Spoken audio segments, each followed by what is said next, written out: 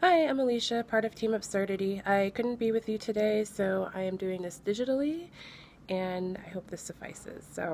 Um, I'm going to talk about the control hypothesis, and this suggests to Eaton that there isn't really a paradox after all, which puts her in line with other enjoyment theorists. And we'll remember some other enjoyment theorists from last week, which are Gott and Walton.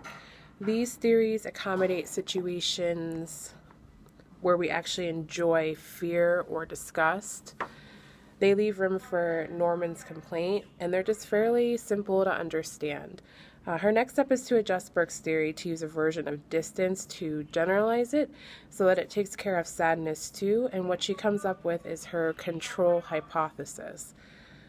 Control being similar to Burke's removal of negative emotions, but with a broader idea of distance from these emotions. She thinks that when we're in control of a situation, we're freed from practical concerns, freed from immediate need to act, and we can then direct our attention to otherwise overlooked aspects of the situation. We can attend to abstract properties or formal aesthetic properties. We can see this when we interact with fiction. Sometimes just recognizing the situation is unreal is enough to give us that distance and let us feel in control.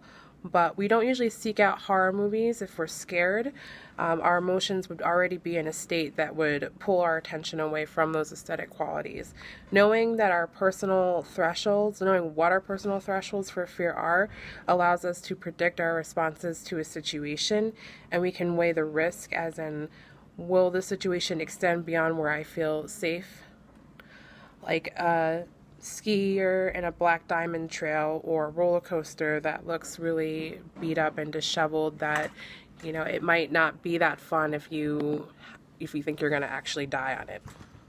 This explains why we feel annoyed in Radford's example about the story that turns out to be fictional. It's as though we misunderstood the situation or judgment of control was incorrect.